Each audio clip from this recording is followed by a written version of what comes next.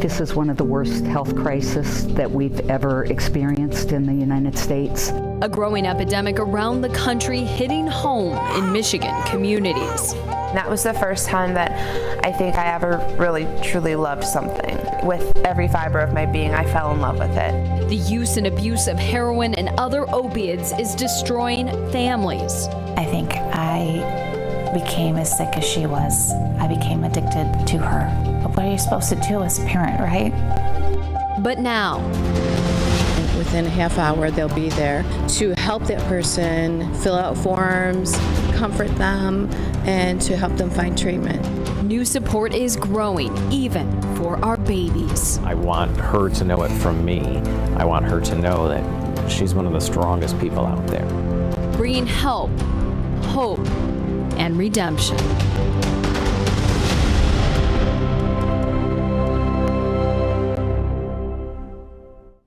Welcome to Community Wide. I'm Sadie Hughes. We're experiencing an addiction crisis in mid-Michigan. This morning, we explore the heroin and opiate epidemic and the ways it affects families. Michiganders are dying at a higher rate every year from drug overdoses. The Michigan Prescription Drug and Opiate Abuse Task Force called the situation here a heroin crisis in their 2015 report. The CDC noted significant increases in Michigan overdose deaths from 2014 to 2015. It's a crisis one Michigan mother and daughter found themselves in, a fight for life spanning 7 years of intense struggle, heartache, and unexpected redemption. An all-consuming love. For single mom Katie Donovan, it arrived right along with her daughter, Brittany. My mom is my best friend. She's always been my best friend since I was born. Happy-go-lucky, she would bounce into a room and just light it up. And I was that normal PTA mom and the brownie leader, and I even taught our catechism class. But I was a good kid. I was on the honor roll. I played every sport. Brittany grew into a big sister when her mom married and had a second daughter, Brooke. And she learned to adapt as Katie's climb up the corporate ladder led her to multiple elementary schools. Eventually, this upper middle class Macomb Township neighborhood. I became this kind of chameleon. Like whatever you liked, I liked. The well-practiced chameleon blended right in when using prescription drugs became a high school pastime. At first it was fun to take a pill with my friends. It was fun to do a line of cocaine here and there. You know, we taught our kids about drugs. We taught her about alcohol. I never even knew that I needed to teach her about prescription drugs. Soon, Brittany and her hockey team boyfriend made a habit of using Vicodin prescribed by a doctor for his back pain. What I saw was my daughter becoming a different person, isolated herself, very angry. Katie couldn't reach Brittany. She tried therapy, grounding, nothing worked. At 18, Brittany moved in with her boyfriend, who one day suggested she do a line of what he said was Vicodin. And it made me feel good, really good. I mean, that was the first time that I think I ever really truly loved something. With every fiber of my being, I fell in love with it. More than you loved your mom, more Everything, than you loved more than anything. I loved my mom, my little sister, who was my world. She found out later he lied. She'd just fallen in love with something much stronger than Vicodin. He had given her heroin. And that was the first time I really felt betrayal. Heroin to me was someone that did heroin was someone that lived on the street corner. It wasn't, the all-American girl. I didn't cry. It was almost, went into fix-it mode. Remain calm. Okay, we can do this. We got this. I'll make some phone calls. We'll get you into treatment. You thought it was that simple? Thought it was that simple. Within 6 months, Brittany was an IV heroin addict on a downward spiral that would take her to 17 different treatment centers in 4 states over 7 years. I obsessed over it, and I would do anything for it, whether it was, we used to steal baby formula and sell it back to stores in Detroit. But Brittany's drug use led her here, living in this abandoned house on Detroit's east side, without any windows, no front door, no running water, no heat, even in the middle of winter. It's called a trap house or a drug house. For Brittany, it was the ideal situation, living where her heroin was sold so she could get a quick fix. Cockroaches and rats everywhere, with other people that don't shower and are using drugs and have hepatitis C and are stealing and lying and manipulating, and my disease told me that was okay. And put her in life-threatening situations. I hear, "Hey, Snow Bunny," and I'm in the middle of Detroit, the worst parts of Detroit. I immediately knew something bad was going to happen. And I took one step forward, and I was pulled down by my hair, and I was dragged into a field nearby and raped. And it was pouring rain. And when I finally came to, because I was knocked out, when I finally came to, the first thing I could think about was I want to get high. Not that I was raped. Not that I was raped or that I need help, because I can barely walk and I have bruises all over me and I'm gushing blood. Many times throughout her active addiction, she would just come crying to me, "Mom, please help me. This isn't who I'm supposed to be. And as a parent, you don't know how to make it stop." I wanted to take her pain. There were multiple overdoses. We were mentally preparing for her funeral. Death never scared me. At one point in a week, Brittany was given naloxone, the drug that reverses the effects of an opiate overdose 12 times. She attempted suicide repeatedly. When I would overdose, I would almost feel a sense of peace, and I would get mad when I would wake up. I think I became as sick as she was. I became addicted to her. But what are you supposed to do as a parent, right? Your child's sick. You don't abandon them. Katie says she knows now she enabled Brittany's addiction. When Katie started to change her ways, so did Brittany. And I told her, I am done. And I don't mean with the love. I mean with money, with bailing you out of every situation. Tough love led Katie to call the police on her own daughter, resulting in Brittany's arrest, facing 3 counts of felony drug possession. The threat of prison finally woke her up. I was standing in front of that judge, and, I spent, 10 days in jail, and I was terrified the whole time. And the thought of being in prison for another 2 years scared me.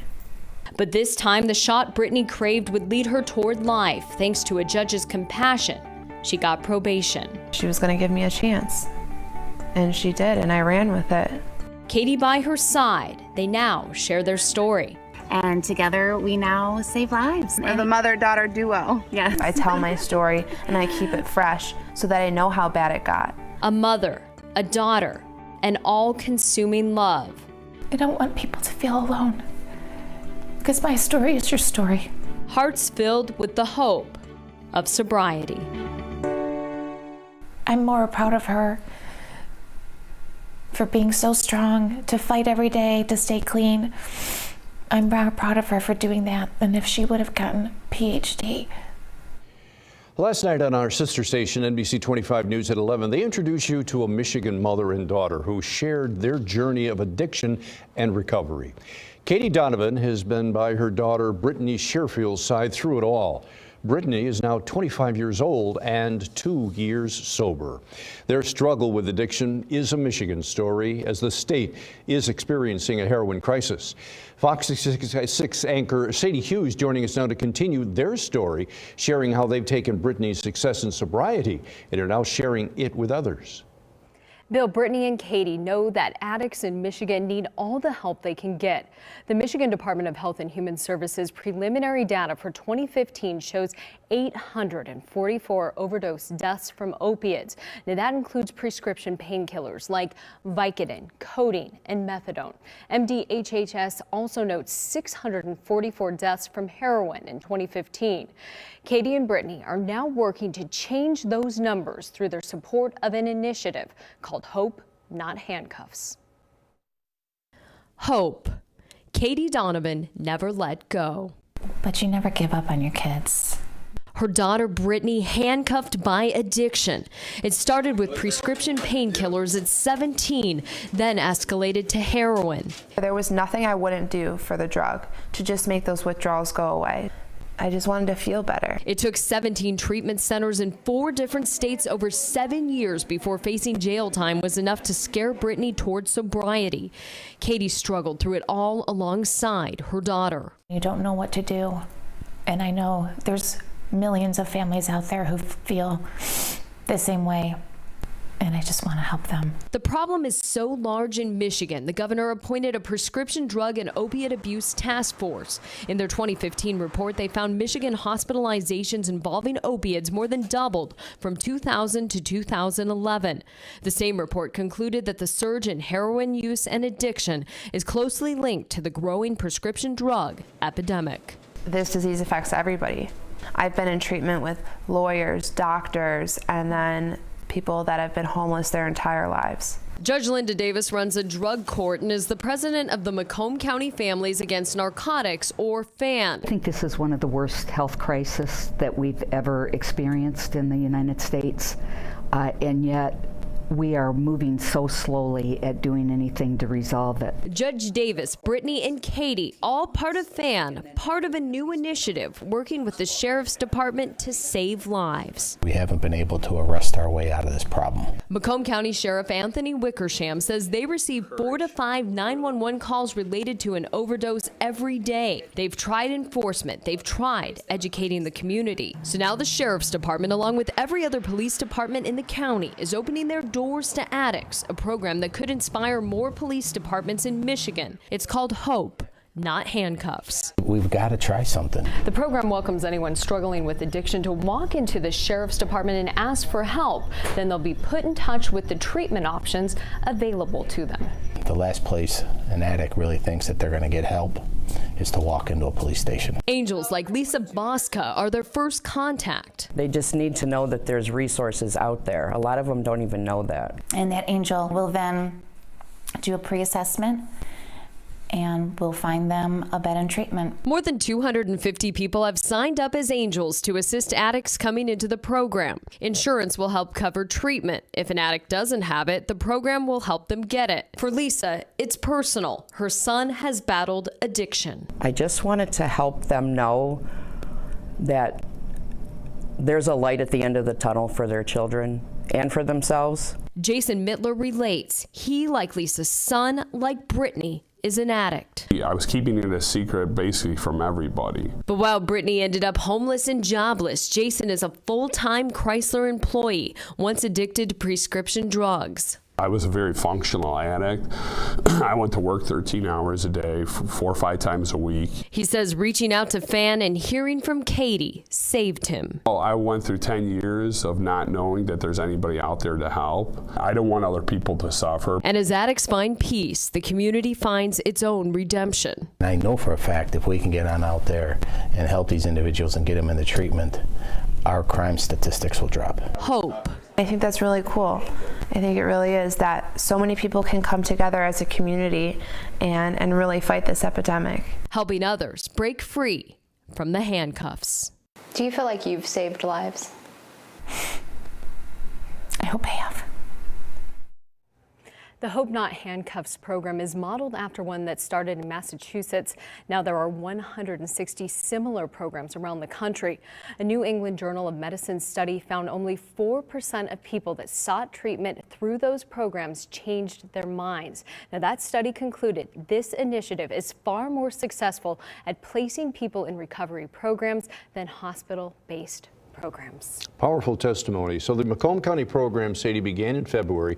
Have they had any addicts coming through the doors to take advantage of the program? They have in the first 17 days of the month. About 45 Wow. people have been placed in treatment so far. So it's working. So far, So- they're doing really well. You know, they said at first, Sadie, if we get one Well, they'd be person, happy. we think Right, it's a 17. success. All right, you've covered a lot of territory over the past couple of days with resources on where the public can go to help. It's available on our websites, right? That's right, WSMH.com. This is Fox 66 News at 10.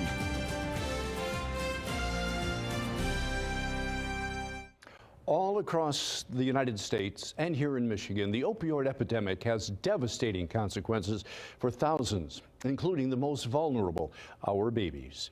The Michigan Prescription Drug and Opioid Abuse Task Force noted in their 2015 report that heroin use among women is up 100% in the past 10 years. The task force also noted that the surge in heroin use is leading to an increase in the number of women giving birth to babies with neonatal abstinence syndrome, or NAS. NAS, babies born withdrawing from opioids. Between 2000 and 2012, the number of American babies suffering from NAS has increased fivefold. Here in Michigan, MDHHS reported cases doubled between 2010 and 2014. Fox 66 News anchor Sadie Hughes joining us now in the studio to explain how this epidemic is impacting the littlest of lives. Bill, their babies born into a painful reality. They're not addicted to opiates, but are going through withdrawal. Some of their mothers use illicit drugs like heroin. Others abuse prescription opiates. Some moms simply need painkillers prescribed by their doctors during pregnancy. While not all of these babies will have NAS, they're all at risk. According to the CDC, in the U.S., a NAS baby comes into the world every 25 minutes. One Michigan father shares for the first time the impact this epidemic has had on his life and the life of his daughter, Abigail. It's a story you will only see on Fox 66. Who's that? That's Abigail Grace Ann Ayers Pavis. This little one is infectious. A little girl whose big name suits her personality. She became Christopher's daughter through adoption, and he says, Grace. Tears started, flowing because it was like, okay, this is all happening. He'd woken up a single guy and had gone to bed a single dad. My heart just, it's like it exploded and it stopped and it was racing all at the same time. At 5 months, Abigail is thriving, surrounded by love and comfort. And that comfort and love are a common thread, getting her through a painful start, withdrawing from drugs here at St. Joseph Mercy, Oakland, in the hospital's NICU. She said, she'd been exposed to, some very unpleasant things. The day Christopher learned he would become a father, he also learned Abigail was born with neonatal abstinence syndrome, NAS, an infant withdrawing from opiates. It wasn't something I'd immediately have thought about because it's not something that's in my world. Nothing could prepare him for what would happen next. It was heartbreaking. Watching her shake. The tremors were uncontrollable and she would just scream out in pain. I would just sit with her, hold her, just keep telling her everything was going to be okay. Hold it together the best I could and walk out to the hallway and cry my eyes out. Hal Learman is the director of the Cuddler program at the hospital. A group of volunteers started last year specifically to comfort NAS babies. I remember sitting with her 5.5 hours, just rocking her.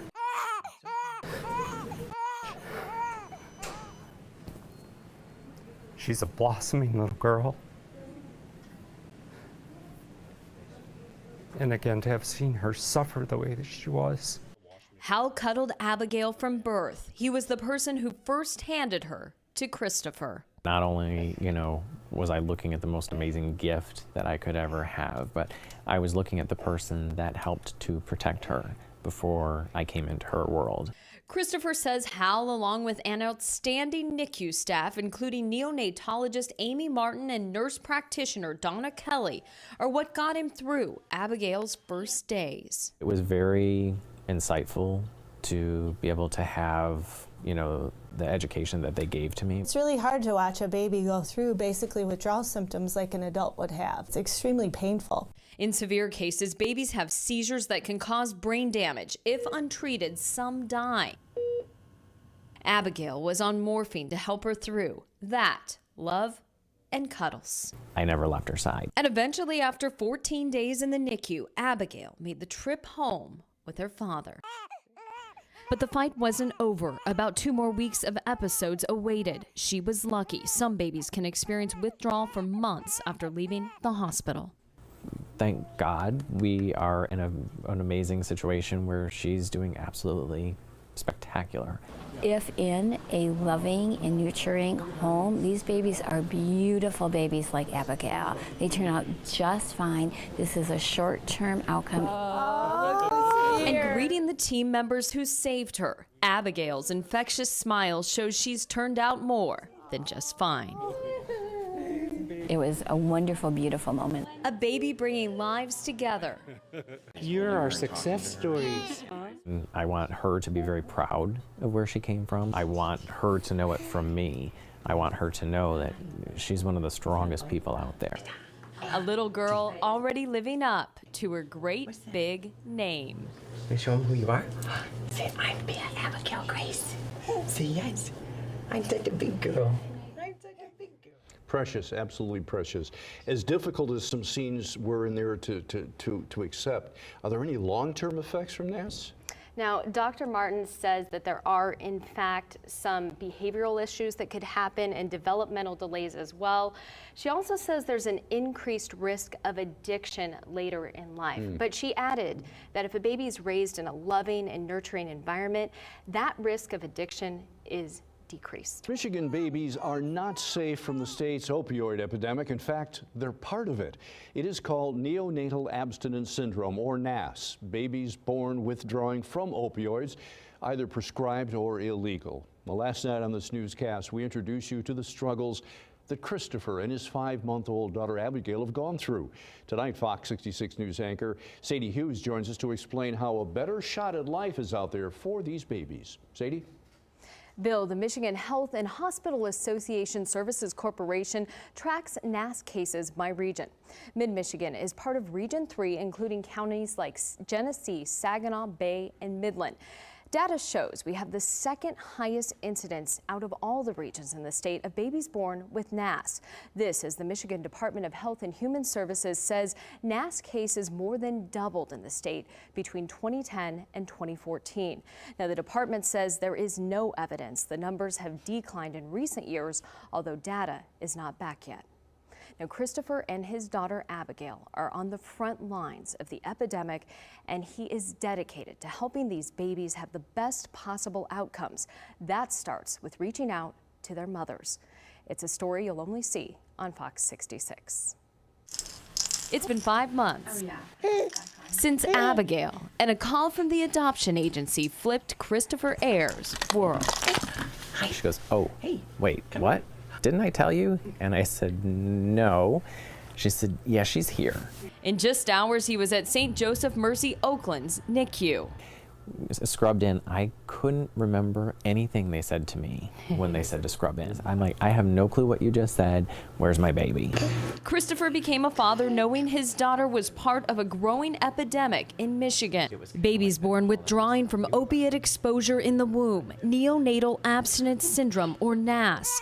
Abigail suffered with tremors, screaming in pain. Sorry. I'm so sorry. You feel helpless not being able to take that pain away from the baby. It can take up to 4 days for test results revealing what substances a baby is withdrawing from. The key is for moms to disclose up front. If they're on even just pain medications or even using illicit drugs, that it's really important that they make us aware of it, because we can help them through their pregnancy. And help babies like Abigail, who might have gotten to where she is today, happy and healthy sooner.